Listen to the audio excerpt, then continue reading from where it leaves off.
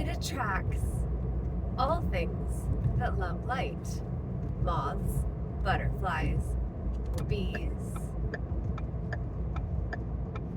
people, readers, ones who flock to a flame in order to catch the light, to read what might delight the reader.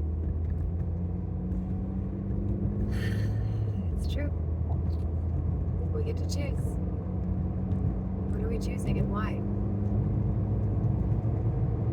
That's really what we need to start asking ourselves. What are we choosing? And why are we choosing it? What are we getting from choosing it? If that reality is the reality that we magnetize to our experience, if that is true, why is that in our field? For us to bring that to us. Though we certainly don't know what our soul did in previous lives, when karma may have been accrued between souls that need to work it out now. Because now is all that we ever have. So all timelines play out in the present now moment. And we have to be willing to integrate those experiences and memories, those ideas, concepts that arise, that help us contextualize what we did or didn't do and why. That is all very helpful. And I think it's necessary for us to really get clear on where we're telling our story from. Are we telling our own story? Are we asking another to tell our story for us, to speak for us as if they could know better what to do with our energy or power than we? Than us? They must know better because we don't know anything, we think. Except for what if it is actually that very awareness that we don't know as much as others might proclaim they do that actually make us the most qualified because we get it. We understand the implications of not getting something or of getting something and then bringing that something with us into the rest of our lives, which are being defined by how we tell our tale and how others tell tales about us and how we let that impact us. Because the reality is that not everyone is ever going to like everyone. People dislike people because we are mirrors to one another. And many people, the majority of people, don't fully love themselves. So how could they possibly love us in the way that we need them to if they don't even know how to do that for themselves? It's not fair. It's not like they're withholding something purposefully. They just don't have it to give. So are we going to hold it against them? Or are we going to offer compassion and mercy? To say, you don't have to give what I'm asking for, so I can't ask you to give me that which you don't have. That's okay. It's not a reflection on someone or my lovability. It has nothing to do with me, in fact. They don't have what I'm asking for. Simple as. So,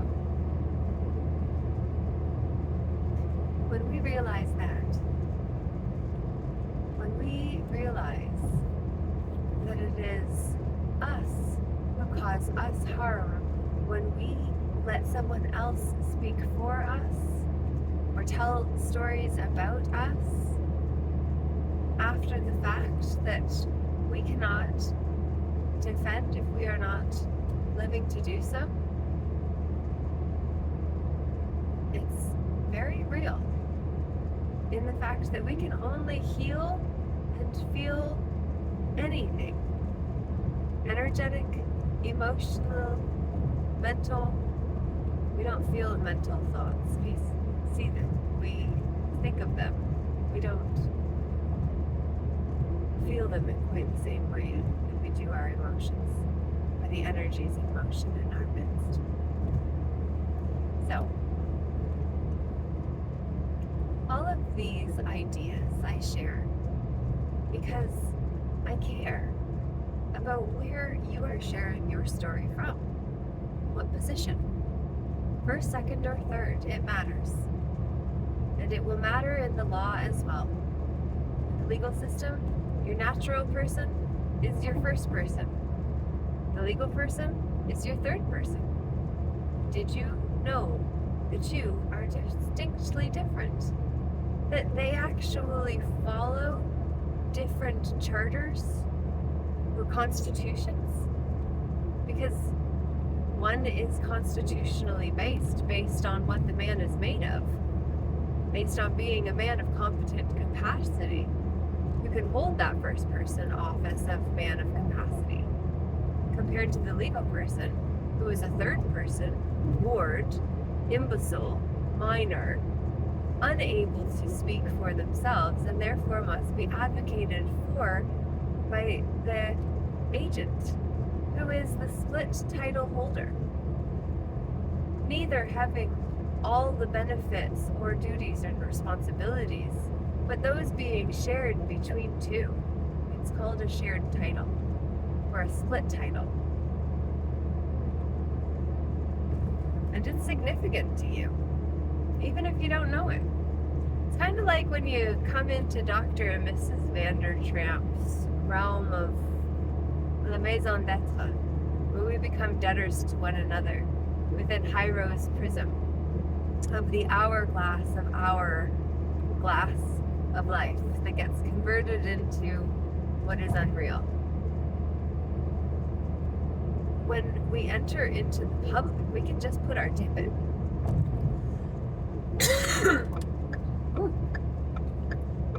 Clearing the air. Interesting. I need to have some liquid. And the only thing I have available to me on hand is an apple, which I was going to eat on my way in, but I chose to record this video instead.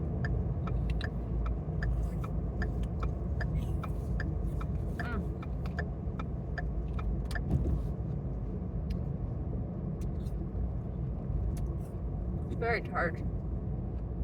Oh my.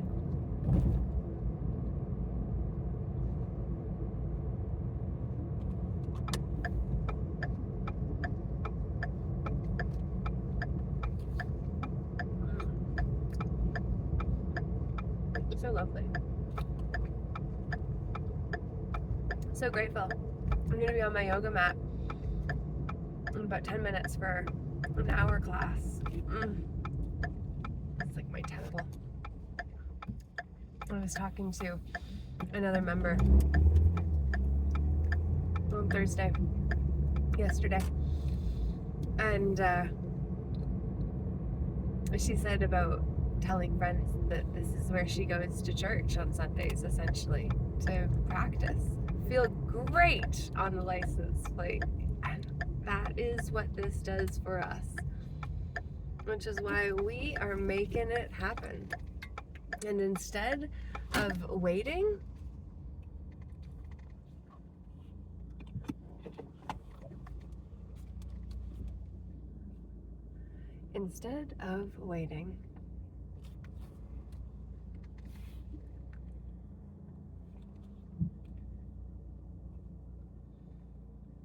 for once a week. Whoa, that car beside me started moving, but it tripped me out because she was moving forward and I was moving backwards. All right, have a great day.